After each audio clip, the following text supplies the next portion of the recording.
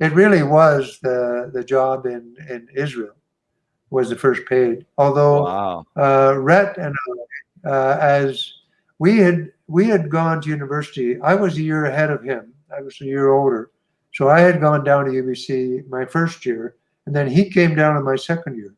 And one of the things we had done, we had a rock and roll group in high school called the Emeralds. It was the time of the diamonds and all things. So we were the Emeralds, Mhm. and we did cover tunes mostly.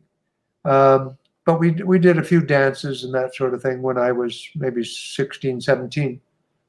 And when we were at university, the student union often put on things for the students. And a couple of those, we signed up. We were hired. I guess they paid us something. I think not much, but something to do some Everly Brothers stuff. The two of us harmonized well, and we knew all those songs. We'd done them through all the beach parties and everything in the Okanagan. So that was where it sort of started in a way. But there was nothing professional about that. It really wasn't until we ended up being on stage in Israel, in Mhm. Tel Aviv, Israel, in front of a paying audience, and we're getting paid by the club there. So Wow. And were you it mostly was doing it, trio it was singing, or exciting like stuff. was it mostly doing trio singing? So like, Yeah, and and yeah, what vocal there were range were some. you? Were you the baritone? Were you the tenor? Were you the bass? Well, essentially, I probably should have been the bass, but I'm really only a baritone. Oh, okay. So Rhett was the lead singer, and Harry Harding. I have to say, for anybody in Toronto that might remember Harry had a magnificent tenor voice. Some of the songs that we did, Till the End of Time, or Exodus, for example, or Hava Nagila, at the end of the song, uh, uh, I would be close to the mic because I'm singing the low part. Hmm. Rhett would be about this far back from the mic, where Hmm. where how can I do this? I'm going the wrong way. I would be here.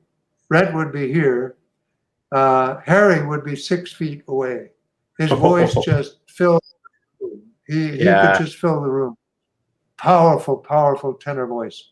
And he'd been in a number of doo-wop groups before the Hmm. Highlights, or the group that he had been with for 6 years. And then we became the Highlights uh, following those other two fellows stepping off. And it was a really, really good act. We had lots of standing ovations, and people really enjoyed the music we created. And it was kind of sad to see it come to an end, but all things do come to an end, especially singing groups.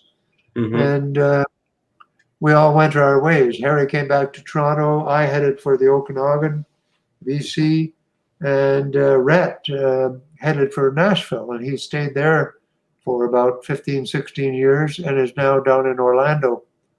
Um, still singing, still doing gigs on weekends, and writing songs, which he's been doing ever since he was like 15, 16 years old.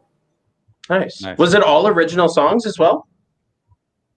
No, most of the stuff in the act were popular songs, but special arrangement.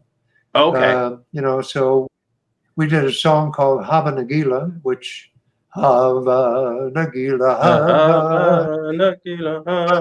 Now you can Wait. imagine how that went. Yeah, You I'm can sure it was. imagine how well that went over in Israel, and then in Yeah. the Jewish Alps, which is the Catskills. And the first time we did the show in Tel Aviv, uh, in that arrangement, there was a little part where the orchestra would just play, and three of us would link arms, and we'd do a bit of a hora just Hmm. around the stage. And well, that was interesting because as soon as we started to do that, everybody in the audience jumped up and joined us on the dance floor, and we're doing this hora. and Nice. we had to eventually step back onto the stage and finish the song because there was no room left to do any of that stuff.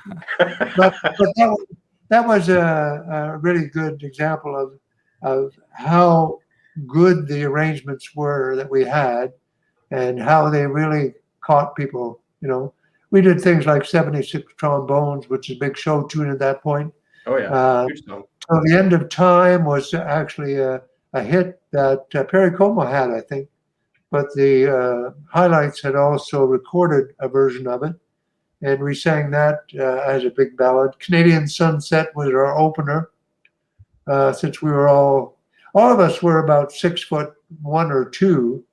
And we dressed in a red brocade jacket with a black tux pants, black shiny shoes.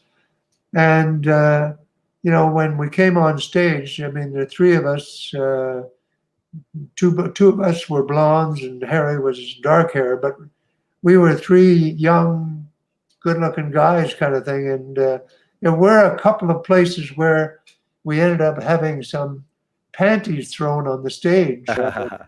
Yeah, Tom Jones. But they usually came from the 40 or 50-year-olds. So, but it was great fun.